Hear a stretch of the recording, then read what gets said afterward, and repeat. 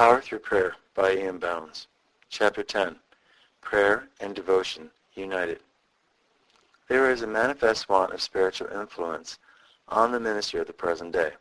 I feel it is in my own case, and I see it in that of others. I am afraid there is too much of a low, managing, contriving, maneuvering temper of mind among us. We are laying ourselves out more than is expedient to meet one man's taste and another man's prejudices. The ministry is a grand and holy affair, and it should find in us a simple habit of spirit and a holy but humble indifferency to all consequences. The leading defect in Christian ministers is want of a devotional habit. Richard Cecil. Never was there greater need for saintly men and women. More imperative still is the call for saintly, God-devoted preachers. The world moves with gigantic strides. Satan has his hold and rule on the world and labors to make all its movements subserve his ends. Religion must do its best work, present its most attractive and perfect models. By every means, modern sainthood must be inspired by the lofty ideals and by the largest possibilities through the Spirit. Paul lived on his knees, that the Ephesian church might measure the heights, breadths, and depths of an unmeasurable saintliness and be filled with all the fullness of God. Epaphras laid himself out with exhaustive toil and strenuous conflict of fervent prayer, that the Colossian church might stand perfect and complete in all the will of God. Everywhere, everything in apostolic times was on the stretch that the people of God might each and all come to the unity of the faith and of the knowledge of the Son of God unto a perfect man, unto the measure of the stature of the fullness of Christ. No premium was given to dwarfs, no encouragement to an old babyhood. The babies were to grow. Instead of feebleness and infirmities, were to bear fruit in old age and be fat and flourishing.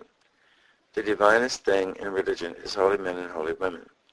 No amount of money, genius, or culture can move things for God. Holiness energizing the soul, the whole man aflame with love, with desire for more faith, more prayer, more zeal, more consecration. This is the secret of power. These we need and must have, and men must be the incarnation of this God-inflamed devotedness. God's advance has been stayed, his cause crippled, his name dishonored for their lack. Genius, though the loftiest and most gifted, education, though the most learned and refined, position, dignity, place, honored names, high ecclesiasticals, cannot move this chariot of our God. It is a fierce one, and fierce forces only can move it.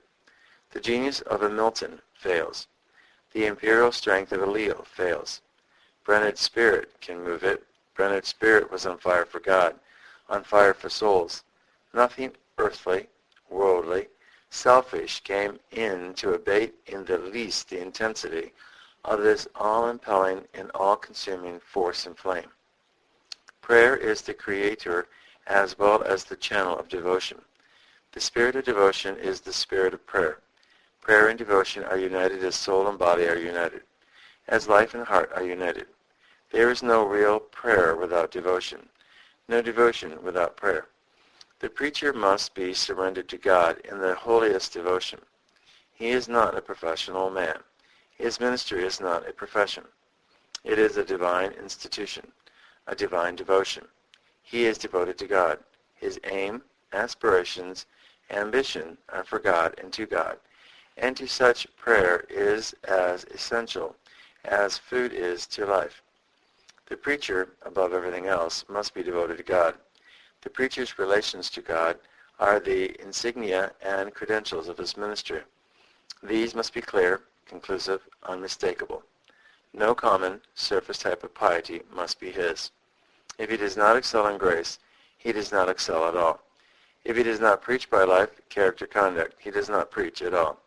If his piety be light, his preaching may be as soft and as sweet as music, as gifted as Apollo, yet its weight will be a feather's weight, visionary, fleeting at the morning's cloud or the early dew.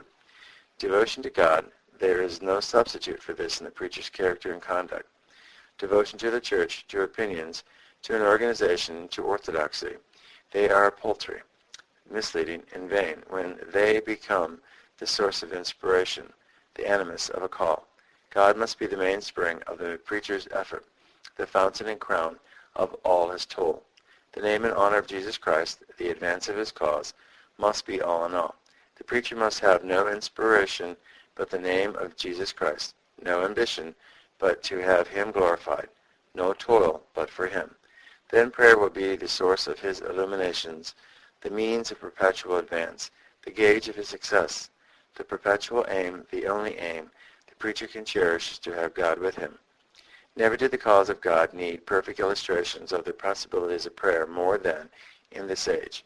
No age, no person will be ensamples of the gospel power, except the ages or persons of deep and earnest prayer.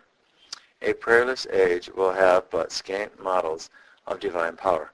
Prayerless hearts will never rise to these alpine heights. The age must be a better age than the past, but there is an infinite distance between the betterment of an age by the force of an advancing civilization and its betterment by the increase of holiness and Christlikeness by the energy of prayer. The Jews were much better when Christ came than in the ages before. It was the golden age of the Pharisaic religion. Their golden religious age crucified Christ.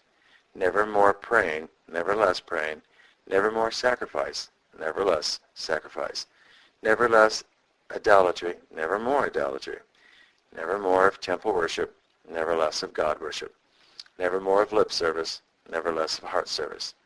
God worshipped by lips whose hearts and hands crucified God's Son. Never more of churchgoers, never less of saints. It is a prayer force which makes saints. Holy characters are formed by the power of praying. The more of true saints, the more praying. The more praying, the more of true saints. End of chapter 10, having been read by Peter John Paresis.